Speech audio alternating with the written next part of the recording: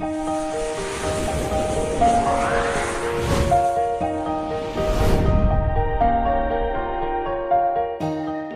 दोस्तों, स्वागत है आपका एजुकेशन अड्डा 99 पे। दोस्तों, आप सभी बीएड और डीएलएड काउंसलिंग में भाग लेने वाले विद्यार्थियों के लिए बहुत ही अच्छी यहाँ पर गुड न्यूज़ निकल कर आ रही है। आप सभी को बताना चाहेंगे कि यहाँ पर जो प्रतीक्षा सूची के लिए जो शेड्यूल जारी किया गया था, उस शेड्यूल में अब परिवर्तन कर दिया गया है, संशोधन कर दिया गया है। अब नया शेड्यूल जारी किया गया है। अब नया शेड्यूल अनुसार आप सभी को बताना चाहेंगे कि जिसकी आईडी एक्टिव है या जिसकी आईडी यहाँ पर इनएक्टिव या डीएक्टिवेट हो गई है, वो सभी विद्यार्थियों को यहाँ पर अब फिर से एक मौका दिया जा रहा है। आप फिर से आपको बताना चाहेंगे कि आप नया विकल्प फॉर्म यहाँ पर भर सकते हैं। फिर से आपको एक और मौका दिया जा रहा है। तो आपको अगर एडमिशन चाहिए तो पूरी प्रक्रिया को आपको बारीकी से समझनी होगी।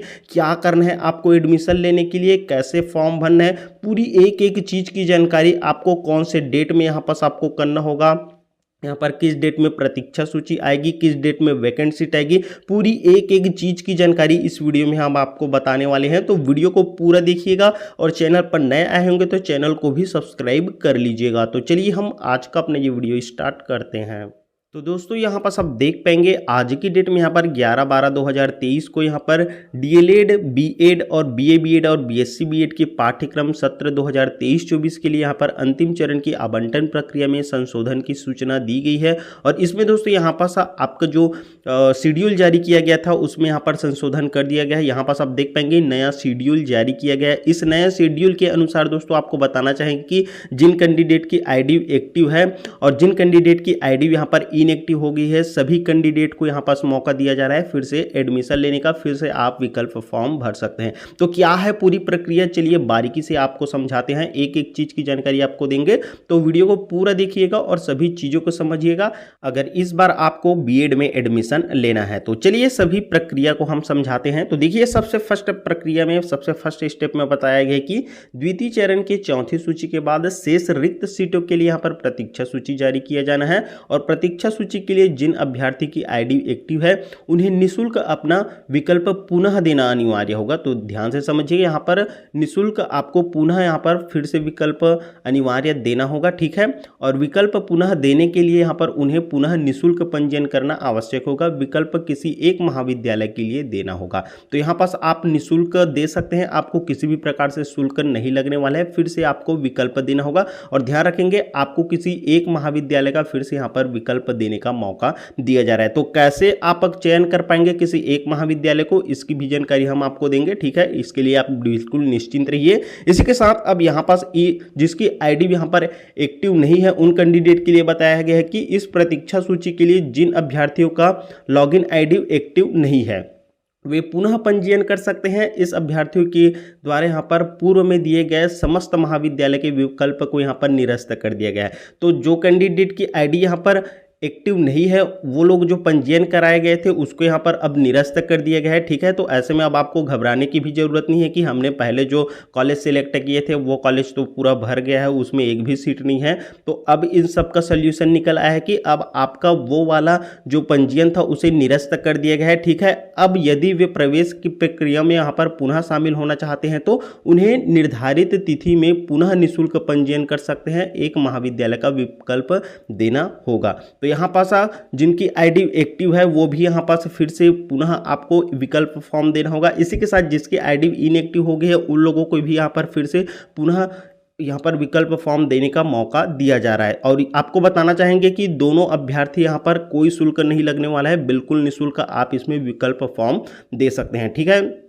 इसी के साथ यहाँ पर थर्ड पॉइंट में बताया गया कि इस चरण में जिन्होंने अब तक यहाँ पर अपना डीएलएड या बीएड या बीए बीएड या बीएससी बीएड आवंटन प्रक्रिया में पंजीयन नहीं कराया है एवं महाविद्यालय में प्रवेश ले चुके हैं वे सम्मिलित नहीं हो सकते हैं। तो इसका मतलब यही है कि जिन अभ्यर्थी का यहाँ पर एडमिशन हो गया है वो अभ्यर्थी यहाँ पर फिर से इसमें भाग नहीं ले सकते हैं, ठीक है। और साथ ही साथ यहाँ पर ये भी बताया गया है कि अभ्यर्थी महाविद्यालय का विकल्प पुनः चुनने से पहले यहाँ पर चिप्स के साइट पर रिक्त सीट की जानकारी प्राप्त कर ले। तो आपको बताना चाहेंगे कि जितने रिक्त सीट यहाँ पर जिस कॉलेज में बचा है उस रिक्त सीट को आपको पहले देख लेना है, ठीक है। उसके बाद जहाँ जहाँ रिक्त सीट बचा है उस कॉलेज को आपको देखकर अपना विकल्प फॉर्म भरना होगा और उस कॉलेज को आपको चयन करना होगा। तो चलिए अब इन शेड्यूल के बारे में समझते हैं, क्या है शेड्यूल, इसी के अनुसार आपको ये सारी प्रक्रिया करनी होगी, ठीक है। तो देखिए यहाँ पर इस शेड्यूल में सबसे फर्स्ट पॉइंट में रिक्त सीट की जानकारी बताई गई है। 13/12/2023 को दोपहर 1 बजे तक आपका रिक्त सीट की जानकारी आ जाएगी, ठीक है। तो रिक्त सीट की जानकारी जैसे ही आएगी यहाँ पर दोपहर 1 बजे तो बिल्कुल हम इसकी जानकारी आपको सही टाइम पर दे देंगे। इसके लिए आप एकदम निश्चिंत रहिएगा।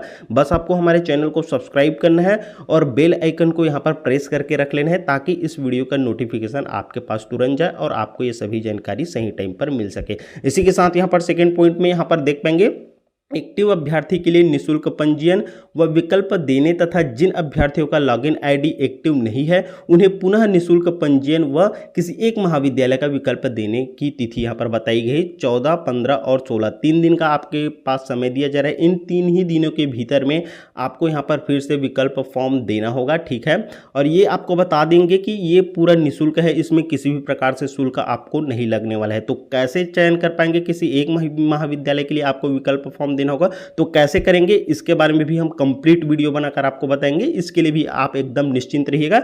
ये आपका 14, 15 और 16 3 दिन तक होगा, तो ये 3 दिनों के भीतर में हम आपको कंप्लीट जानकारी दे देंगे, ठीक है। इसी के साथ यहाँ पर प्रतीक्षा सूची आपकी जारी की जाएगी। देख पाएंगे अभी प्रतीक्षा सूची आपका कल के डेट में आने वाला था 12/12/2023 को, जो अब यहाँ पास इसमें बदलाव कर दिया गया है। अब ये आएगा आपका 19/12/2023 को शाम के 4 बजे, ठीक है। तो जैसे ही यहाँ पर शाम के 4 बजे लिस्ट आती है तो इसकी भी जानकारी हम आपको बिल्कुल वीडियो के माध्यम से अपडेट देंगे। इसके लिए भी आप एकदम निश्चिंत रहिएगा।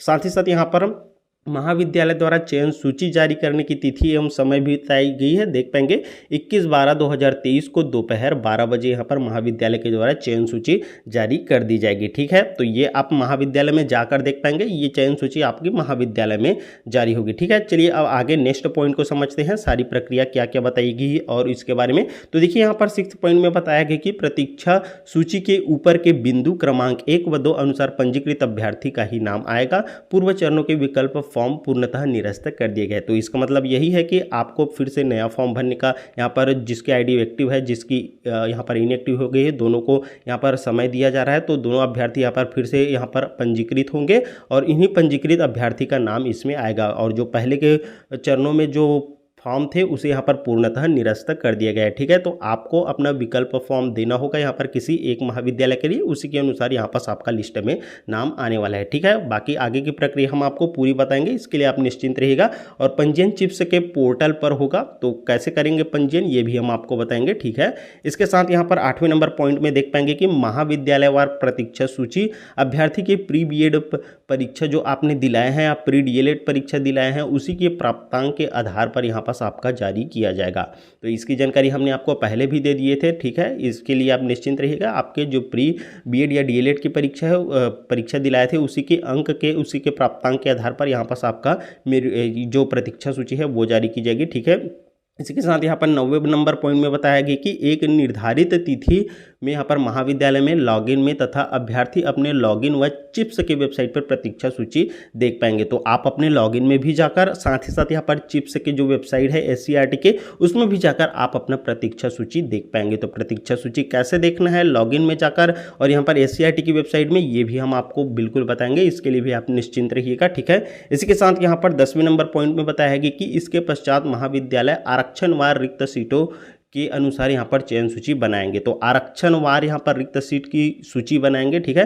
तो कैसे यहाँ पर ये चयन सूची आपकी बनेगी ये आपको इसी वीडियो में आगे बताएंगे, ठीक है। इसके लिए आप वीडियो को पूरा देखिएगा, किस प्रकार से ये जो चयन सूची है वो बनेगी हम आपको आगे बताने वाले हैं, ठीक है। इसी के साथ यहाँ पर 11वें नंबर पॉइंट में आप देख पाएंगे कि महाविद्यालय को प्राप्त आवेदन के आधार पर निर्धारित तिथि को चयन सूची जारी करना आवश्यक होगा। तो यहाँ पर महाविद्यालय के द्वारा यहाँ पर निर्धारित तिथि में जो तिथि हमने बताया है आपको ऊपर में, उन तिथि को आपको ध्यान में रखी गई है। वो सभी तिथि यहाँ पर बेहद ही इंपॉर्टेंट है, उन्हीं तिथि के अनुसार यहाँ पर चयन सूची जारी की जाएगी, ठीक है। तो ये अनिवार्य होगा आपका चयन सूची जारी करना, तो उस डेट में कंफर्म रहिएगा कि चयन सूची आपकी आ ही जाएगी, ठीक है।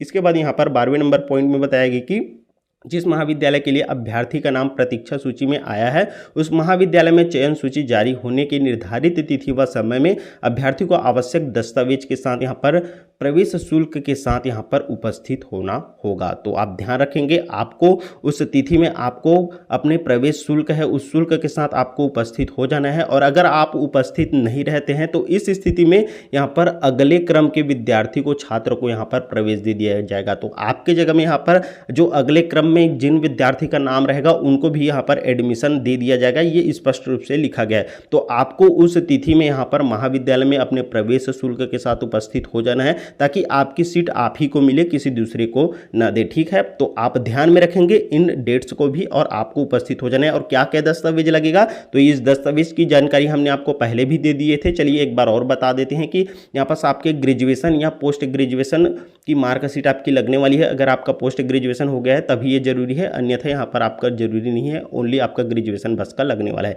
इसी के साथ यदि आरक्षित वर्ग के अभ्यर्थी हैं तो आपका जाति प्रमाण पत्र लगेगा, और छत्तीसगढ़ के स्थायी निवासी हैं तो आपको निवास प्रमाण पत्र लगेगा, ये अदर स्टेट के लिए नहीं है। ठीक है, और जन्म प्रमाण पत्र के रूप में आप अपने 10वीं का मार्कशीट प्रस्तुत कर सकते हैं। और प्री परीक्षा अंकसूची, अभी आपने प्री बीएड या डीएलएड की परीक्षा दी है उसकी अंकसूची अभी भी व्यापम की साइट पर है, आप डाउनलोड कर सकते हैं। ठीक है, इसके बाद काउंसलिंग प्रपत्र, आपने जो काउंसलिंग फॉर्म भर रहेंगे उसका यहाँ पर प्रिंट आउट आपको लगने वाला है। इसी के साथ यहाँ पर ये भी बताया गया है कि ऑनलाइन अपडेट करने के बाद ही यहाँ पर अभ्यर्थी का आवंटन पत्र यहाँ पर जारी होगा। ठीक है, अब इसी के साथ यहाँ पास अब आपकी जो चयन सूची जारी होगी वो आरक्षणवार किस प्रकार से जारी होगी वो इस वाले पॉइंट में बताया गया है। देखिए समझिए, यहाँ पर चयन सूची बनाते समय यहाँ पर आरक्षण नियम का पालन करें, और यदि अनारक्षित वर्ग की सीटें यहाँ पर रिक्त है तो पहले अनारक्षित अर्थात मेरिट क्रम में यहाँ पर सीट्स आवंटन करें। इसके बाद यहाँ पर आरक्षित वर्ग की सीटों का चयन सूची बनाएंगे, जिसमें यहाँ पर स्पष्ट रूप से अब क्या लिखा है ये समझिए। यहाँ पर एसटी छात्र नहीं मिलने पर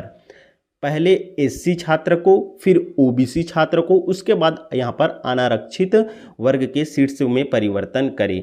इसी प्रकार यहाँ पर अन्य सीटों को भी यहाँ पर परिवर्तन कर सकेंगे। इसका मतलब यदि यहाँ पर एसटी के यहाँ पर विद्यार्थी नहीं मिलते हैं और उनकी सीट यहाँ पर रिक्त रह जाती है तो इस स्थिति में यहाँ पर एससी और ओबीसी और जो अनारक्षित वर्ग है उन विद्यार्थियों को भी उनका सीट यहाँ पर आवंटित कर दिया जाएगा। तो इसमें पहला प्राथमिकता यहाँ पर एससी वर्ग, एसटी का यहाँ पर सीट रिक्त रहता है तो पहला प्राथमिकता एससी को दिया जाएगा, फिर ओबीसी को, उसके बाद यहाँ पर अनारक्षित को दिया जाएगा। ठीक है, तो इस प्रकार से यहाँ पर सभी सीटों में इस बार ये अंतिम चरण की काउंसलिंग है, सबकी यहाँ पर एडमिशन प्रक्रिया पूरी हो जाएगी। ठीक है, तो इस प्रकार से यहाँ पर ये आपकी जो चयन सूची है यो भी जारी की जाएगी। और इसके साथ यहाँ पर मेरिट अतिक्रमण की यहाँ पर शिकायत होने पर संबंधित महाविद्यालय के विरुद्ध आवश्यक कार्रवाई करते हुए यहाँ पर प्रतीक्षा सूची के प्रवेश उक्त महाविद्यालय के लिए यहाँ पर निरस्त भी किया जा सकेगा, ये इसकी जानकारी दी गई है, देख पाएंगे। बाकी शेष नियम आपके पूर्ववत है। ठीक है, तो ये थी पूरी प्रक्रिया। यहाँ पर ये अंतिम चरण की काउंसलिंग है, ये अंतिम चांस है आपका एडमिशन लेने का। तो बिल्कुल